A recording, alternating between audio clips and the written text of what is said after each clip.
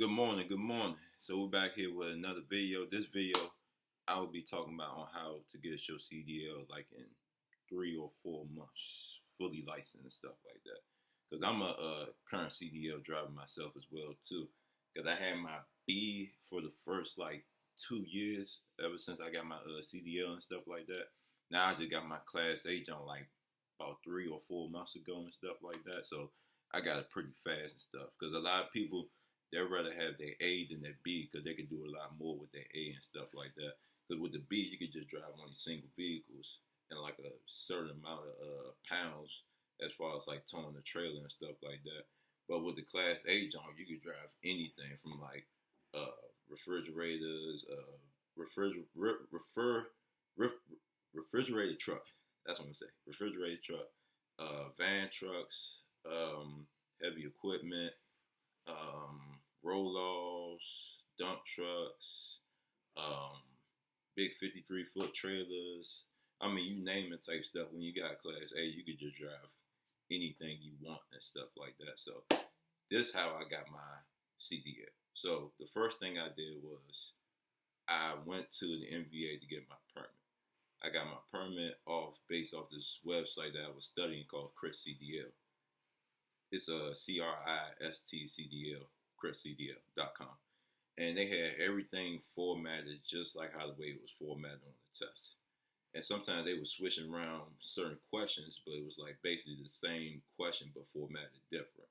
And it's the same answer, of course, as well too. So for the permit, if you want to get your Class B, you need your general knowledge and your air brakes. So when you go to take the permit test, you need to study for the general knowledge and the air brakes. Those are the two main things. General knowledge is like 50 questions. The air brake is like 20, I think it's 20. Yeah, about 20 questions.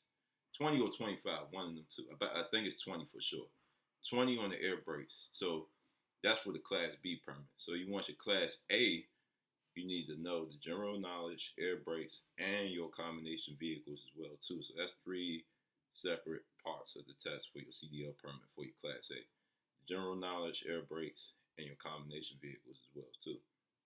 So once you pass that stuff like that, you'll get like a hard copy of the permit. It won't be your regular license at the moment. It's still your regular license, but you just on a permit at the time being. So once you get that permanent stuff like that, that's when you find like programs in schools. I prefer training programs because schools to me, excuse me, I had to burp. Schools to me cost too much. Like you go through like a normal program, which I did. I went through a high gear training program. Their Class B is like automatic starting off is like 1100. The manual is like 1600 for the Class B. Now you want to get the Class A like I got. The manual is 2500. Then the automatic is 2000. So that's a lot cheaper than going to some of these schools that charge you about like shit, $10,000 or 9 or 8, like some crazy number and stuff like that. So it's like you don't need to give up all that money for like CDL school or training program and stuff like that.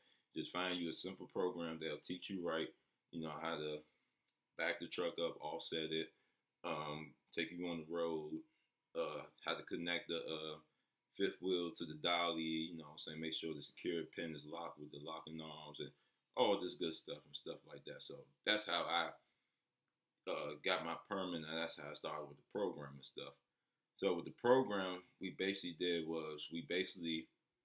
the first 2 weeks basically on parking, reverse offsetting, backing, and doing pre-trip inspection.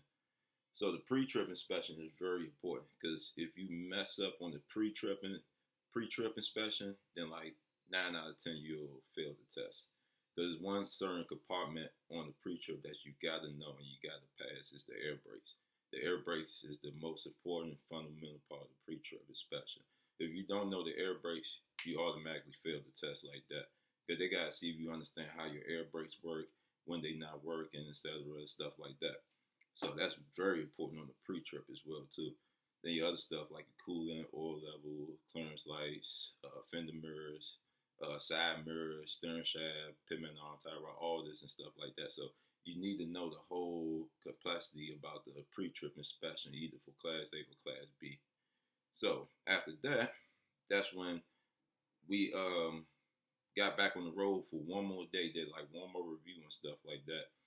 And that's when you go take your test up at the NVA. Took the test up at the NVA. They had me go through the pre-trip inspection first. That's the first thing they'll make you do. Make sure you know everything about your vehicle, how it operates, how it works, etc., etc. Then that's when y'all go out in the parking lot, and that's when you do your forward offsetting. That's when you do your backing. That's when you do your reverse offset, either right or left. And then afterwards, that's when you get on the road and do a simple road test. Because if you hit a curve on the road test, you automatically fail the road test. Because that means like they'll probably look at you like you don't know how to drive or something like that. But you do know how to drive, but you just made a simple mistake at a bad time. So that's very important. Do not hit no curves while you doing your while you driving on the road for your test as well too. That's very important. Then afterwards, once you're done, you park your vehicle, boom, boom, boom, and that's when you go into the NVA, and that's when they'll give you your hard copy for your regular license, but it's a commercial driver's license, and it's either Class B or Class A, which one is your preferred best and stuff like that.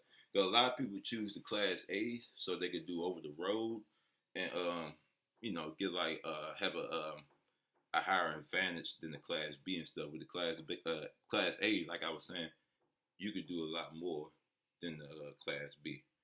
So that's why I got my Class A. I could do a lot more with Class A than the Class B. So this is the end of the video, and this is how I got my CDL Class A. I prefer a lot of people to get theirs because it's a great career. Like, you're on the road by yourself. You don't gotta worry about nobody looking behind your shoulders and stuff like that. Just make sure you got everything on your route. Make sure you do your pre-trip. Make sure the truck is right, and just go ahead and make your delivery. Make sure nobody don't get hurt. You know what I'm saying? That safety is first.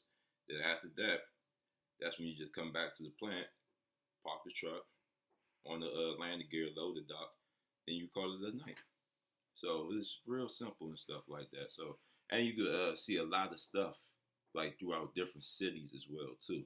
Throughout like the whole northern end of the East Coast, or down south, or West Coast, or in the middle of the Midwest. All this good stuff around the United States and stuff like that. So yeah. So make sure y'all like, comment, and subscribe. And I'm gone. Peace out.